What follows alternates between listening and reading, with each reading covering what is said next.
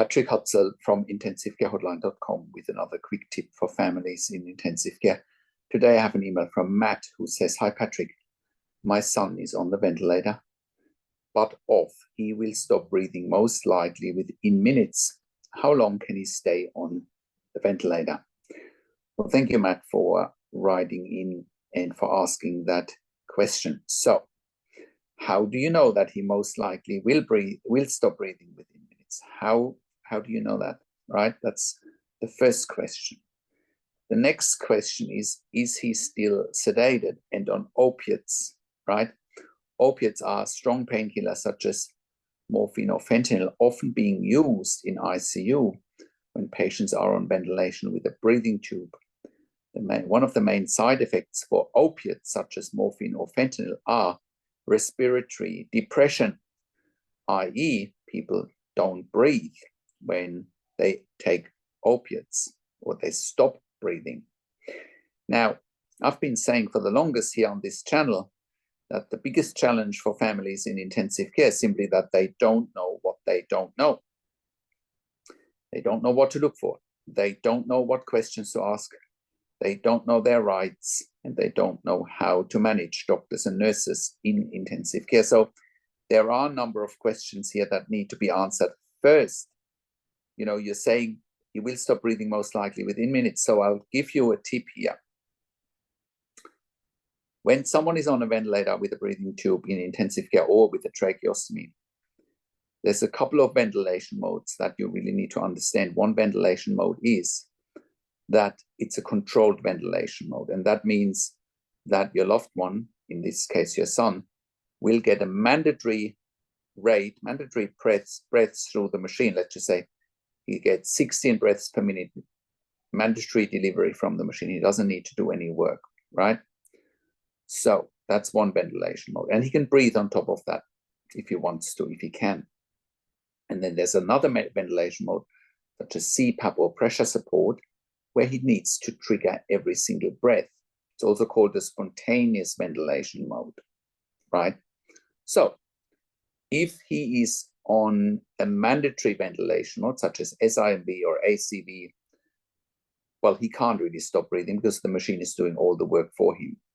Now, if he's on CPAP and he needs to trigger every breath himself, if he doesn't do that, yes, then he will most likely stop breathing and the machine will kick in and do all the work for him.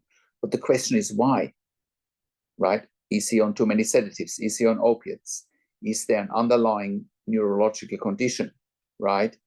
You got to look at everything when someone is critically ill in intensive care. When someone is in a situation like that, critically ill like your son, right?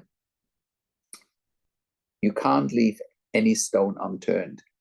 Right? You need to look at all the aspects, what are blood results?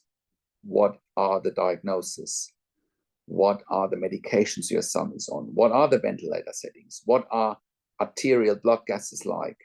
So that you can check the effectiveness of mechanical ventilation. What do chest x-rays look like? There are so many questions in a situation like that that need to be answered, that you can't look at your question just in isolation, right? The biggest question here is, why does he stop breathing? Or why do you think he most likely will stop breathing? Is that what the intensive care team is telling you, right? For example, he might be hemodynamically unstable. His blood pressure might be too low, too high, right? They might need to sedate him because of that. Right? And that's why he stops breathing.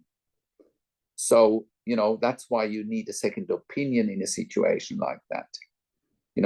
It sounds to me with your short email, you are completely flying blind at the moment without looking at the bigger picture here. When someone is in intensive care like your son, there are dozens of things happening simultaneously that all need to be looked at in much detail. It's like piecing together a complex puzzle. Your son might be hemodynamically unstable. He might be on vasopressors. He might be on vasodilators, right? And that might be one of the reasons why he's sedated and is on opiates. And that might be the reason why he might stop breathing, right? So it's a great question, but the answer is that really it depends, and everything needs to be looked at. I've worked in critical care for nearly 25 years in 3 different countries, where I also worked as a nurse manager for over 5 years. And I've been consulting and advocating for families in intensive care all around the world since 2013 here at intensivecarehotline.com.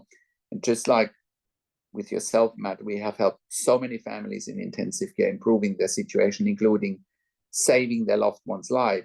And I can confidently say that just by the work that we've done in over a decade. And you can have a look at our testimonial section to verify what I'm saying, that we've saved many lives. You can also verify that on our podcast section, where we've done some client interviews. And that's one of the reasons why we've also created a membership for families of critically ill patients in intensive care.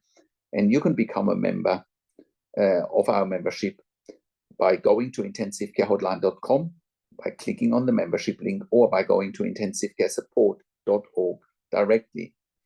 In the membership, you have access to me and my team 24 hours a day in the membership area and via email, and we answer all questions intensive care related. In the membership, you also have access to 21 ebooks and 21 videos that I've exclusively written for you and recorded for you. So once again, sharing all my expertise in intensive care with you so that you can make informed decisions, have peace of mind, control, power, and influence, making sure your loved one gets best care and treatment.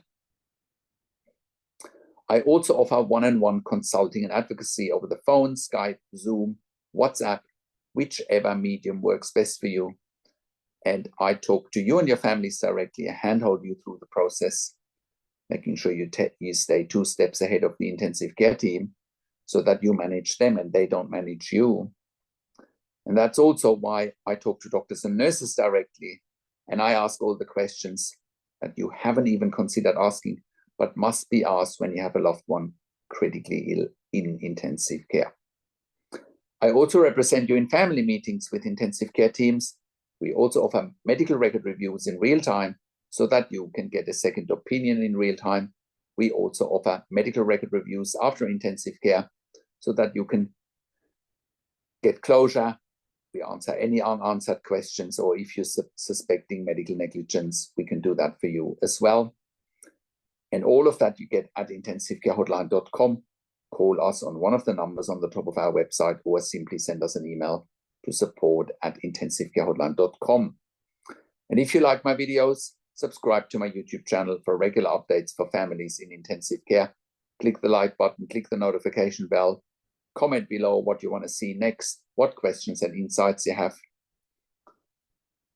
Share the video with your friends and families. I also do a weekly YouTube live where I answer your questions live on the show. And you will get notification for that when you're a subscriber of my YouTube channel, or you're a subscriber to our email newsletter at intensivecarehotline.com. Thank you so much for watching. This is Patrick Hutzel from intensivecarehotline.com, and I will talk to you in a few days. Take care for now.